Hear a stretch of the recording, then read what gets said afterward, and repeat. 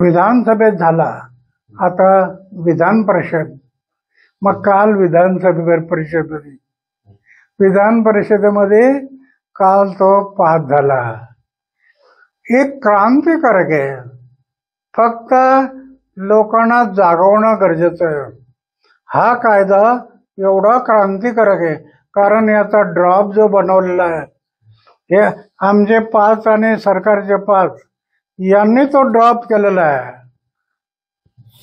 त्याच्यामध्ये पक्ष आणि पार्टी कोणी नाही,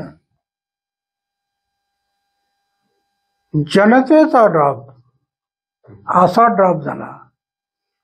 आता फक्त त्याचा अभ्यास करून लोकांना जागवणं.